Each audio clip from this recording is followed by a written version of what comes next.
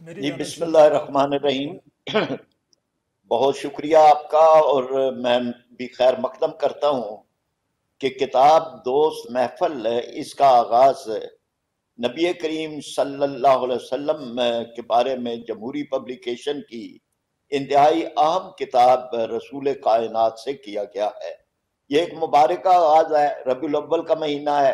اور اسی کی نسبت سے ایک اچھے کام کا آغاز ان کی ہستی مبارک کے بارے میں کتاب سے کیا جا رہا ہے کہ جو رحمت للعالمین ہیں، جو خاتم النبیین ہیں، بے جو شک شافع محشر ہیں، اور جو پیغمبر کائنات ہیں، پیغمبر انسانیت ہیں۔ عبد الکریم سمر صاحب الحمدللہ یعنی ایک بڑا نام ہے، ایک بڑا اچھا نعت کے حوالے سے ان کا نام معروف رہا، اور یہ بہت بڑا اعزاز ہے ثناخوان رسول ہونا اور نبی کریم صلی اللہ علیہ وآلہ وسلم کی منقبت کہنا ایک بہت بڑا اعزاز، بہت بڑا مقام ہے، اور عبد الکریم سمر صاحب کو یہ حاصل تھا۔ چونکہ یہ بھی اچھرا میں رہتے تھے اور ہماری رہائش بھی اچھرا میں تھی، تو مجھے ان کے ساتھ ملاقاتوں کے کئی مواقع ملے اور کئی پروگراموں کے اندر ہم اکٹھے ہوئے۔ ان کے مزاج کے اندر ایک عاجزی تھی، ایک محبت تھی، اپنائیت تھی، اور جو کچھ اپنا ایک ان کا بلند پایا علمی مقام تھا، اس بلند پایا علمی مقام کے مطابق ہی ان کی شخصیت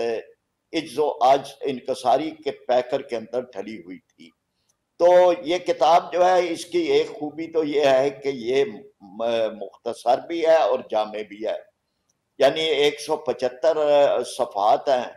اور ان صفحات میں نبی کریم صلی اللہ علیہ وسلم کی حیات مبارکہ کے ترتیب کے لحاظ سے سارے ہی پہلو آ گئے ہیں۔ یہ ٹھیک ہے کہ مطلب جہاں اور زیادہ وضاحت یا اس کی ضرورت تھی، لیکن ایک نوجوان آدمی کہ جس کو ہم ریکمینڈ کرتے ہیں کہ بھائی آپ سیرت ضرور پڑھیں، تو اس کے لیے سیرت کی کیسی کتاب کہ جب وہ ہاتھ میں لے تو اس کا جی چاہے کہ اس کو میں مکمل کیے بغیر نیچے نہ رکھوں، اور وہ مسلسل اس کا مطالعہ کرتا رہے اور اس کو اس کے اندر ایک لطف آئے، تو یہ اس کتاب کی بڑی اہم خوبی ہے۔ اور اس کے ساتھ ساتھ یہ کہ انہوں نے اس میں ادبی پیرایا بھی اختیار کیا ہے، یعنی جہاں لفظ کوئی بھی اور ہو سکتا تھا، وہاں پر انہوں نے ادبی پیرایا، یعنی نبی کریم صلی اللہ علیہ وسلم کی ولادت باسعادت کے دن کو صبح بہار کا نام دیا۔ اسی طرح سے اور کئی چیزیں ہیں کہ جن کو ہم کہہ سکتے ہیں کہ ان کی کتاب جو ہے وہ ادبی پیرائے میں، یا یوں سمجھ لیجئے کہ نثر کے اندر نظم کا ایک لطف جو ہے وہ موجود ہے۔ آثار بہار کے نام سے یہ جو ان کا ہے، تو اب یہاں پہ جو ایک دو جملے ہی میں پڑھوں گا، چونکہ کتاب کے اقتباسات پڑھنے سے گفتگو ذرا بوجھل ہو جاتی ہے۔ تو یہ ہے کہ حجاز کی خاک پاک شاید کرنوں سے خالق کے کل کے حضور جھولیاں پھیلائے دعائیں کر رہی تھی، آج اس کا دامن ایک انمول رتن سے بھر دیا جاتا ہے۔ شب گیتی میں صبح کے آثار نمودار ہوئے تو دفعتاً آسمان سے ملائکہ کا ورود شروع ہو گیا۔ صبح یہ انداز ہے ان کا، اور یہ انداز پورے کتاب میں ہے۔ پھر ایک اور پہلو جو آپ کو متاثر کرتا ہے، وہ یہ ہے کہ کتاب کے آخر میں انہوں نے بہت معلومات بھی دی ہیں، جیسے نبی کریم صلی اللہ علیہ وسلم نے جن لوگوں کو اپنا مقرر کیا ہے، مختلف علاقوں کے اندر بھیجا گیا، ان کے بارے میں بھی ہے کہ ان کے مدنی نقیب کون تھے، آپ کے قاصد کون تھے۔ غزوات و سرایا کے بارے میں ایک مکمل معلومات ہے، کون یہ غزوات و سرایا 27 غزوات، اور ان کا انہوں نے ایک تفصیل دے دی ہے، تاریخ بھی دی ہے۔ پھر اسی طرح انہوں نے قاصد جو نبی کریم صلی اللہ علیہ وسلم کے تھے، ان کو آپ نے محصلین یعنی مختلف ان سے زکوٰۃ جمع کرنے والوں کو جو مقرر کر کے بھیجا۔ پھر حیات طیبہ ایک نظر میں، یہ 2 صفحات ہیں، اور اس میں نبی کریم صلی اللہ علیہ وسلم کی حیات مبارکہ ایک ترتیب کے ساتھ بیان کی گئی، اور اس میں جہاں وہ تاریخیں ہیں کہ جو تاریخیں ہمارے سن ہجری کی ہیں، وہاں انہوں نے وہ تاریخیں بھی دی ہیں کہ جو سن عیسوی کی ہیں، اور ان کا بھی دیا ہے، پھر ماخذ بھی دیا۔ اب میں یہ سمجھتا ہوں کہ یہ ایک ایسا موضوع ہے کہ جس کے دو پہلو صرف میں عرض کروں گا، مجوکا صاحب نے کئی پہلو عرض کر دیے ہیں، بیان فرما دیے ہیں۔ میں یہ عرض کرتا ہوں کہ نبی کریم صلی اللہ علیہ وسلم کے بارے میں یہ ارشاد فرمایا گیا ہے قرآن پاک میں کہ لَقَدْ كَانَ لَكُمْ فِي رَسُولِ اللَّهِ أُسْوَةٌ حَسَنَةٌ، اے ایمان لانے والوں، تمہارے لیے نبی کریم صلی اللہ علیہ وسلم کی زندگی ایک کامل، اکمل، اعلیٰ، عرفہ ایک نمونہ ہے۔ اس میں ہر انسان دنیا کے اندر نمونے کی تلاش میں ہوتا ہے، آئیڈیل پرستی ہے، خاص طور پر نوجوانوں کے اندر۔ لیکن دنیا کے اندر لوگ جن کو آئیڈیل مانتے ہیں یا جن کو تاریخ کی کتابوں سے جن کے کچھ نام آتے ہیں، ان کی جو کچھ تگ و تاز ہے وہ ان کی اپنے لیے ہے۔ کوئی بادشاہ ہے تو اس نے اپنی سلطنت اور اپنے خاندان کے اقتدار کے لیے کوشش کی، کوئی جرنیل اور فاتح ہے تو ہوس ملک گیری کے اندر اس نے اقدامات کیے، لیکن اس کی زندگی کے اندر انسانیت کے لیے کیا ہے تو یہ کچھ پیغام نہیں ملتا۔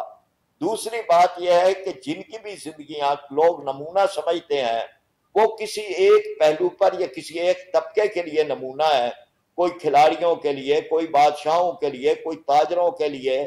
کوئی اسی طرح سے مختلف، کوئی جنگجوؤں کے لیے، لیکن کوئی زندگی ایسی نہیں ہے جو سب کے لیے نمونہ ہو سوائے محمد الرسول اللہ صلی اللہ علیہ وسلم کے، کہ جن کی زندگی سب کے لیے نمونہ ہے، بڑوں کے لیے، چھوٹوں کے لیے، اس زمانے والوں کے لیے، آج کے لیے، قیامت تک آنے والوں کے لیے، انسانوں کے لیے، جنوں کے لیے، فرشتوں کے لیے، مردوں کے لیے، عورتوں کے لیے۔ آپ صلی اللہ علیہ وسلم کی حیات مبارکہ بادشاہوں کے لیے، فاتحین کے لیے، سب کے لیے ایک کامل، اکمل ایک نمونہ ہے۔ تیسری بات یہ ہے کہ جن کی بھی زندگیاں محفوظ کی گئی ہیں ان کا کوئی ایک پہلو، کوئی ایک زندگی کا حصہ وہ محفوظ ہوا ہے، لیکن نبی کریم صلی اللہ علیہ وسلم کی حیات مبارکہ کو جن صحابہ کرام رضوان اللہ اجمعین اور پھر ان کے بعد تابعین اور تبع تابعین اور جس طرح مجموعہ احادیث ہے اور پھر سیرت ہے، تو وہاں پہ اس کا کوئی پہلو ایسا نہیں ہے کہ جو تشنہ ہو۔ صحابہ کرام رضوان اللہ اجمعین نے کہ جو اسی مقصد کے لیے وہاں صفہ میں بھی موجود رہتے تھے، ایک ایک لفظ آپ کی زبان مبارک سے نکلا ہوا محفوظ کیا، اور پھر آپ کی عادات مبارکہ کو، آپ کا تبسم کیا تھا، تکلم کیا تھا، استراحت کیسے فرماتے تھے، یہ سارے پہلو موجود۔ آخری بات جو میں اس ضمن میں عرض کرنا چاہتا ہوں کہ یہ ہمارے، میں خاص طور پر نوجوانوں کو، اور جو آج کے دور کے نوجوان ہیں اور جو سوشل میڈیا سے ہی اپنا سارا کچھ انسپائر ہوتے ہیں، ان سے یہ میں عرض کروں گا کہ یہ ٹھوس علمی کتابیں پڑھنے کی عادت ڈالیں، اور یہ بات سمجھیں کہ مائیکل ہارٹ نے جو یہ کتاب لکھی کہ دنیا کے 100 بڑے انسان جنہوں نے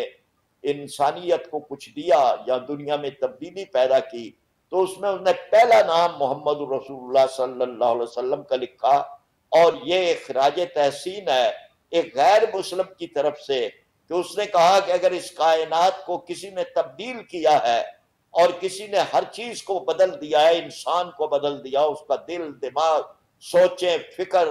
کے زاویے، نظر کے زاویے سب بدل دیے، تو وہ صرف محمد رسول اللہ صلی اللہ علیہ وسلم ہے۔ ہم ان پر سلام بھیجتے ہیں، سلام اس پر کہ جس نے بے کسوں کی دستگیری کی، سلام اس پر کہ جس نے بادشاہی میں فقیری کی، سلام اس پر کہ جس کے گھر میں سونا تھا نہ چاندی تھی، سلام اس پر کہ ٹوٹا چاندی تھی نہ سونا تھا، سلام اس پر کہ ٹوٹا بوریا جس کا بچھونا تھا۔ اللہ تبارک و تعالی ہم سب کو اسوہ حسنہ پر چلنے کی توفیق عطا۔ آمین آمین۔